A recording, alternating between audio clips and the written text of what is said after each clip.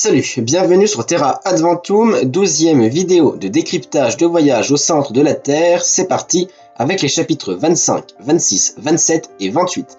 N'hésitez pas à voir ou revoir les épisodes précédents pour bien comprendre celle-ci.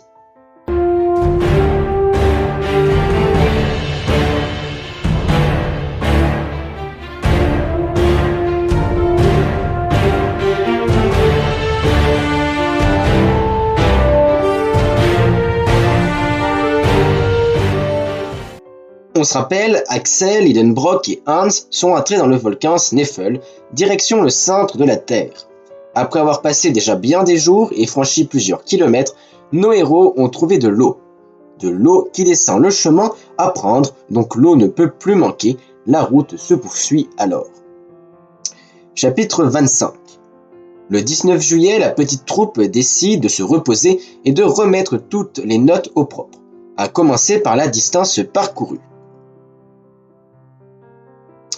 Lidenbrock, par des calculs rapides, elle estime à 85 lieues, soit 410 km au sud-est.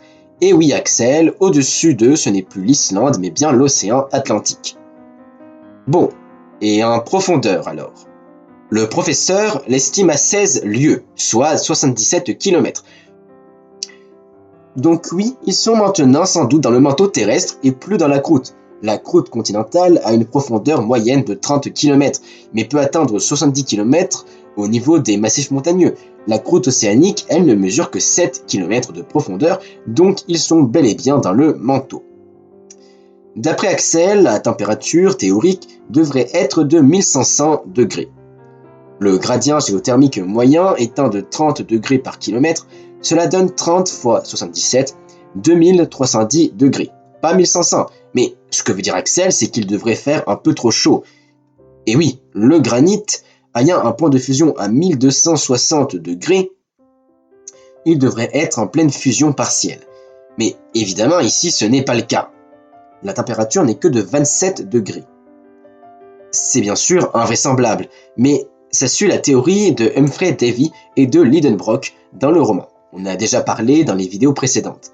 Mais pour Axel, ce n'est pas possible. Il préfère supposer que c'est le volcan qui a induit une lave réfractaire sur tout le tunnel, permettant ainsi une température supportable.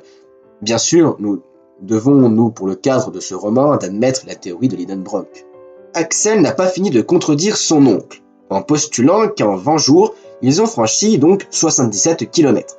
Or, cela représente seulement 1/100 du rayon de la Terre. Il faudrait donc 2000 jours pour atteindre le centre, soit 5 ans et demi. Bon, petite imprécision, le rayon de la Terre étant à 6371 km, ils ont franchi 1/82e et non 1/100e. Et il leur faudrait alors 4 ans et demi, mais ça ne change rien, 4 ou 5 ans c'est long. Et il faut remonter après. Mais Lidenbrock ne veut pas entendre ce raisonnement, faisant taire Axel avec son Saknussemm, l'homme qui a apparemment été au centre de la Terre. Pour ce qui est de la pression, elle est considérable, mais quasi pas ressentie, car la descente tranquille, entre guillemets, permet de s'y habituer. Bon, en vérité, ça m'étonnerait qu'on puisse vraiment s'habituer aux fortes pressions de la profondeur, mais comme pour la température, il faut bien l'admettre pour pouvoir avancer dans le roman. Axel met le doigt sur quelque chose. Hans Saknussemm, s'il a bien été au centre de la Terre, comment a-t-il fait pour vraiment le savoir, puisque ni baromètre ni manomètre n'existaient à son époque, le XVIe siècle. Cette journée de repos se termine toujours par des calculs du professeur et des conversions, l'accord d'Axel qui ne cherche plus à contredire son oncle et l'indifférence, comme d'habitude, du guide qu'on a presque oublié. Fin du chapitre 25. Chapitre 26. Les jours passent, passent et passent encore. Les bonnes journées, c'est 2 lieues de franchis en profondeur, soit quasi 10 km.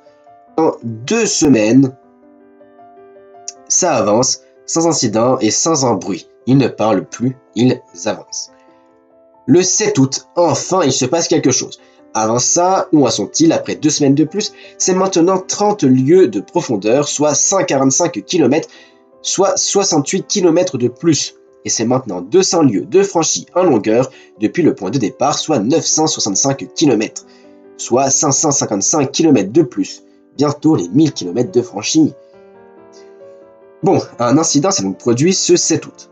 Axel marchait au devant, puis lorsqu'il se retourne pour voir où les autres en sont, il ne les voit plus. Il a sans doute marché trop vite.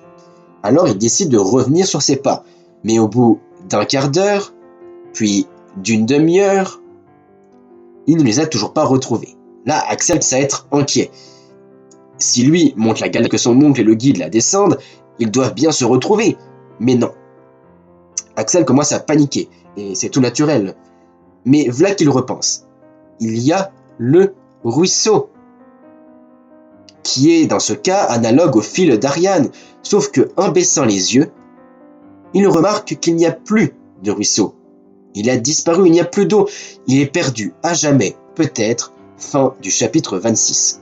Abonne-toi si la vidéo te plaît et pour ne pas rater les prochaines vidéos sur Voyage au centre de la Terre. Chapitre 27. Plus d'eau, pas de traces, Axel est donc perdu dans les profondeurs de la Terre, ne sachant où aller. Axel est complètement désespéré, en panique. Il perd presque son esprit, mais en se ressaisissant, en sachant qu'il a pour 3 jours de nourriture et que sa gourde est pleine, il y a moyen de faire quelque chose. Par où aller? Monter, évidemment. Puisqu'il a dû, par mégarde, prendre une autre galerie. Il doit donc revenir au point d'intersection, mais en remontant, bam, un cul-de-sac, une paroi rocheuse. L'angoisse et la panique reviennent dans son esprit. Il se sent déjà mort. Pour ne pas aider, sa lampe qui est tombée va bientôt s'éteindre à jamais, plongeant Axel dans l'obscurité la plus totale. Pris de panique, il court, fuyant, criant, hurlant, pendant ce qui lui semble être une éternité, avant de s'écrouler au sol et de perdre connaissance. Fin du chapitre 27. Chapitre 28. Axel reprend connaissance ensanglanté. La chute l'a blessé. Tout d'un coup, il entendit un gros bruit sourd. Qu'est-ce que c'est? Il ne le sait pas, puis collé au mur, c'est des voix qu'il entend. Enfin, il lui semble. Ça y est, il doit perdre la tête, mais non, les voix sont bien réelles. Il distingue même quelques mots. Forlorad, qui veut dire perdu. Axel crie, mais pas de réponse. Les hommes qui parlent ne l'entendent sans doute pas. Mais qui sont ces hommes? Ce ne peut être que Lidenbrock et Hans. Qui c'est ça peut-il être d'autre? Le son provient de la paroi, mais par un effet acoustique exceptionnel, le son est conduit à merveille le long de la paroi. Enfin, Lidenbrock et son neveu peuvent parler ensemble. Là, on apprend que le bruit sourd attendu est un coup de feu, dans le seul but de retrouver Axel. Bon, pour se retrouver, il faut connaître la distance qui les sépare. Pour cela, c'est facile. Sachant que la vitesse du son est à 340 mètres secondes, et non à 1020 pieds secondes, soit 310 mètres secondes, il suffit que Lidenbrock, en appuyant sur son chrono, dès qu'Axel l'entend, il crie à son tour, et dès que Lidenbrock l'entend, stoppe le chrono. Cette expérience effectuée, le chrono a marqué 40 secondes. Le son met donc 20 secondes pour aller de l'un à l'autre. V égale V sur T, D égale V fois T.